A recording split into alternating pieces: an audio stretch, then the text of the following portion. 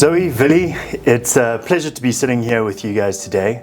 I think the last time we sat down and had a conversation like this was almost 4 years ago.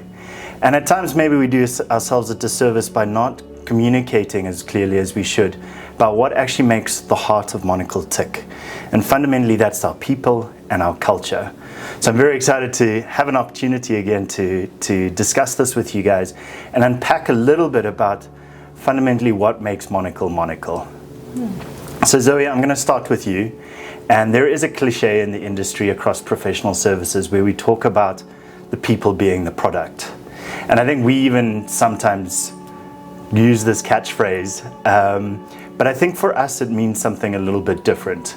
Do you mind unpacking for us what it means about being in a professional services industry where your product is your people, everything about the organization revolves around the people?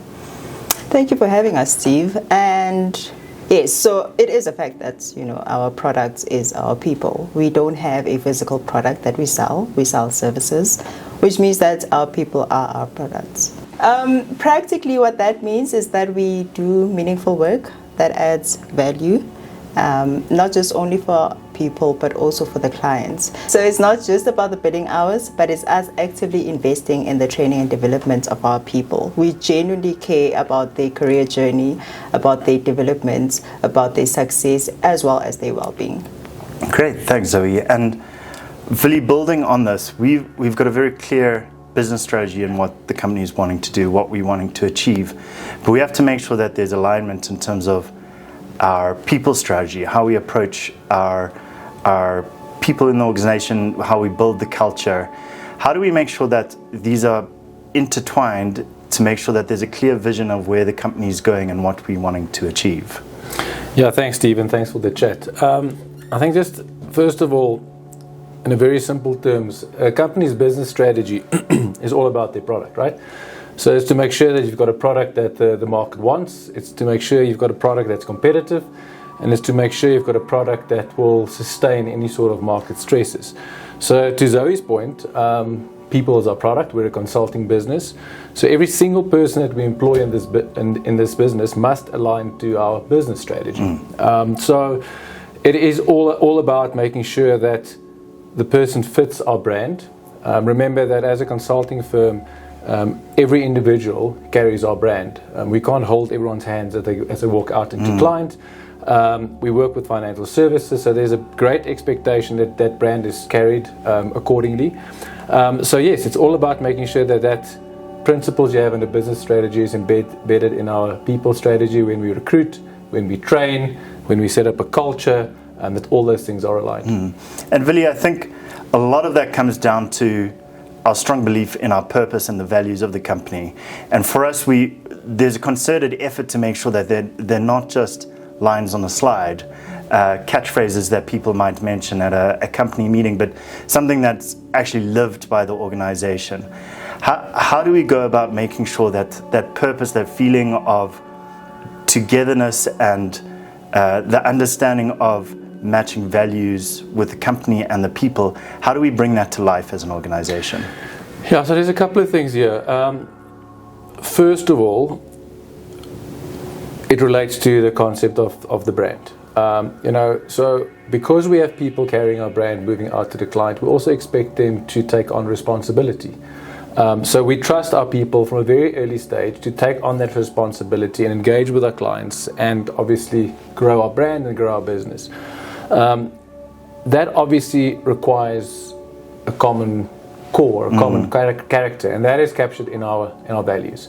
So our values is not just on paper, like you said. It's something that we really ensure is practical, makes sense, and it aligns to what our industry expects of us. I also want to add that to get the best in the market, people want to work for a company that lives out their values. They want to see the values. They want to know that they're carried out. They want to see it on our social media, on our campaigns, on engaging with other people. So it's very important for us that we have values that we live out every day and that everyone can see that. Absolutely. And I think, Zoe, you've mentioned to me before, when we have new starters, after about 3 months you have a check-in and you see how the experience has been. And something that you keep hearing is that when you ask what's something unexpected. They say it's the people. There's something about the people at Monocle. What sort of cultural traits do you think these new starters are seeing that surprises them about coming to Monocle? Yeah, Steve, so on that question, I think if you were to ask anyone at Monocle, I'm almost certain you'll get the same response from all of them. You touched on earlier that sense of togetherness. There's a strong sense of camaraderie, built by people who just genuinely enjoy spending time together through the different social and sports clubs that we have. We have people who participate in at least one of those sports clubs. So we've made provision for people to take time out of the work and have fun together, which has really helped them to build strong bonds as well as friendships. So it's not all about the work. We definitely work hard. We hire people who are quite ambitious and who put in the hours, but they also take time to relax and spend time together and socialize, which really makes it easier for us to work together. And I believe it's that culture that has really made it easy for us to deliver the exceptional work that we do.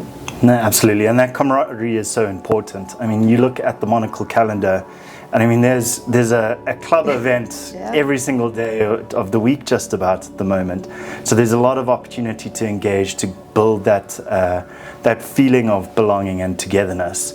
But I think a challenge that all organizations feel, and one which we've had to be very conscious about, is that the company's been growing very fast. And we've now expanded internationally. We've got our offices in the UK and the Netherlands. We've expanded on our offering. How do we keep building out this culture and making sure that we stay true to the core of who Monocle is? Look, I think first of all, if you want a culture that lives through growth and change, the culture needs to come from the employees. You can't have a culture that's forced down by management. Those often don't really live into the long term.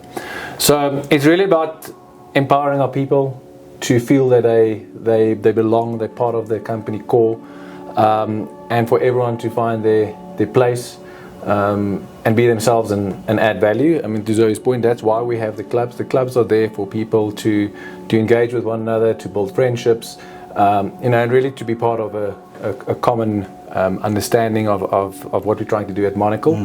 But I also think it's obvious that one needs to set a strong foundation. So at Monocle, we are quite fortunate that all of our starting partners, David Bucker, my CEO that founded the business, everyone's still very much part of this company.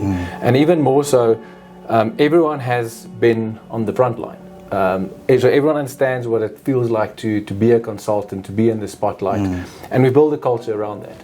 So I think that foundation that we've set is sort of carried on by the next generation of leaders. Obviously, we encourage our people to grow and improve our culture as we grow into the industry. But it's all about making sure that people feel they are part of it. I think the one dynamic we also have is obviously we're an international firm. We've got offices in London and in Amsterdam. And again, it's up to those offices to build their own culture. I'm sure there will be some things they take with them into Europe and the UK, but again, they must build a culture that works for them, that embeds them into that market and attracts talent. Absolutely. And so I think something else that complements this culture is the vision around professional development, and it's something that is core to our values as an organization, and something that differentiates us to a lot of firms is that investment in our professional development. What does that actually look like on the ground for someone at Monocle? We've always had a long-term outlook when it comes to development. So as a result, we've always invested quite heavily in the training and development of our people. So whether that is through technical skills training, professional development, or qualifications, we provide the necessary support that our consultants need to thrive in their roles. And also in recent years, we've put more of an emphasis on role-based training, which has really helped us in defining a clear development path for each consultant. So there's a very clear training roadmap for each role. It's, again, back to your initial question. We invest in our product. So a consulting firm should, by its nature, invest heavily in training. Sure. Because that's your only product, and that's what you want to develop, and that's what you send into the market. And I think recently also, with technology really starting to speed up, you've got artificial intelligence that everyone's talking about, training becomes even more important. We're talking these days about the hybrid professional.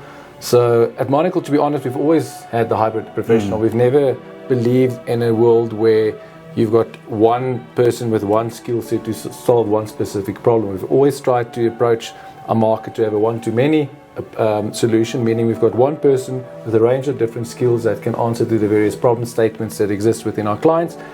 And that's basically what they talk about these days as the hybrid professional. And that comes down to making sure that we've got enough training for the various skill sets that we're trying to develop, and for the various type of people that we bring into our firm. Absolutely. And I think that that's a big part of why we've been recently recognized by the International Institute for Top Employers.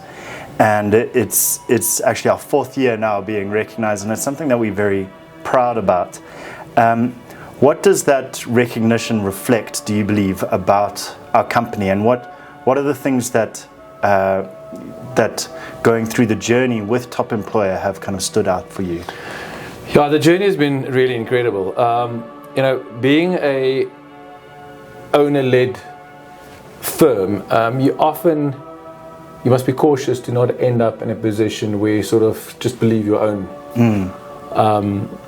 approaches and your own strategy. So what Top Employer brought to the table was benchmarking. So what do other firms do? What do we need to do to be the best in the world? And I think relative to other firms that achieve Top Employer status, we're actually fairly small. I think we barely made the minimum requirement when we did our first, when we got our first award 4 years ago. So it really opened up our minds in terms of what we should be doing as an employer, what the offering should be, where we can tweak. And obviously training was a big part of that. Listening to employees was a big part of that, and develop future leaders was a big part of that. And we are continuously busy to build out on these strategies to ensure that we stay true to what the Top Employer stands for. Absolutely. And Zoe, I know that you were in the trenches going through the process of applying for the Top Employer status. Were there certain initiatives that we've implemented that have stood out for you? Yeah, so, to Willie's point, we didn't use the Top Employer application process just for benchmarking purposes. We obviously benchmarked ourselves against the best companies in the world. But in addition, we also used it to improve how we do business, how we grow as a business, and how we provide a better experience for our employees. So just to talk a little bit about the initiatives that we've been actively implementing, we have enhanced our performance management process to ensure that there is better alignment between individual performance and the organizational goals, and also to put more of a focus on employee development through personal goal setting. We've implemented an employee listening strategy, which has helped us really just to gauge from the employee's perspective what is working and what we can improve on as a business. And to Willie's point again about leadership development, we've invested a lot in our current and future leaders through our leadership development program. So these are just some of the key initiatives that have been part of our people strategy. Brilliant. And you can really feel the difference that it's been making in the organization, and it's been very rewarding year on year being able to see our score at Top Employer increase every single year. So it feels like we're obviously doing something right. Philly, one of the expansions that we've had at Monocle in the last few years is introducing Monocle Tech, which is a different sort of offering and possibly a different sort of person who would apply for Monocle Tech. Have we had to evolve how we attract and develop people now that we've incorporated Monocle Tech into our traditional offering? Yes, absolutely. I think first of all, Monocle Tech, the strategy behind it is to keep on growing. A consulting firm's value lies in its growth, and it also lies in providing people with opportunities. Now, barring the fact that technology is really growing extremely fast in today's time, there's also our offering that we provide to our clients. So if you look at a typical project lifecycle, Monocle, before Monocle Tech, would have offered, I would say, 80% of the services, meaning that we will be part of the whole business, set up the requirements, requirements gathering, documentation, even getting it to a functional and technical stage where the developers can start developing. But at that stage, we typically would hand over. So Monocle Tech is to close that gap. So it enables us to offer the complete package to our clients. And I do think it definitely broadens our requirement that we take from the market. We now are looking specifically for data engineers, software engineers to join our firm. These people specifically work for the Monocle Tech business, and they have their own KPIs. They've got their own training framework that they align to in order for them to also grow their careers. Absolutely. And I think you mentioned this evolution and this change. It's going to be an ongoing thing for us in terms of the expectation of the talent market for the firms that they want to come and work for. How do you see those expectations evolving, and what is your outlook in how we make sure we stay on top of it and we keep delivering an offering as a company that people want to come here and work? Yeah, look, it's to make sure that we stay ahead and we don't take anything for granted. We need to make sure as consultants that we bring the expertise to the market. So we need to ensure that our training stays ahead of what the market expects. We need to ensure that our research is always relevant and to date. And we need to make sure that our employees align to those strategies. It's also about making sure that we pick the right areas for growth. Right now, we find ourselves in a position where we are. I think it's fair to say that we are the most dominant consulting firm in the banking space in South Africa. So that is why we brought in tech, to make sure that we can offer our clients that angle as well. We're obviously looking at broadening our international office through London and the Netherlands. And that obviously also enables us to ensure that we can compare international banks, for example, to our South African banks, and enable us to again provide the best advice and services that we can possibly find. But it really does come down to the type of person we take on. Everything starts with our talent acquisition and then flows into our talent management. And if we have that strategy always sorted and it keeps on improving, it will definitely automatically deliver that top service to our clients. Absolutely. And Zoe, I got to start with you, so now I got to end with you with the final question. But to go back to that first question about professional services and people are your product. If you had one word of advice, and based off your experience, what is the most important thing that professional services firms need to get right to make sure they look after their people and they develop them? You asked for one, I'll give you two. Okay, perfect. And they're all kind of linked. Firstly, I think the key thing is the talent acquisition. Billy just touched on it. So it's not just about getting the right people in, but I think it's also important to then provide the necessary retention strategies to keep them. So create the culture to retain them in the business. Absolutely. And I think that speaks so true about the vision that Monocle has. And what I've found speaks volume is that there's no complacency around our culture and our people strategy. It's continuously evolving and changing to make sure that it's an environment that people can feel fulfilled, that they can feel excited, and they can feel like they're working with friends more than colleagues. And I think when you get that right, you've got a recipe for success. So Willie, Zoe, thank you so much for sitting down with me. These were some brilliant insights, and I'm really excited to see what's to come. Thank you, Steve. Thank you for having us. Thanks, Billy.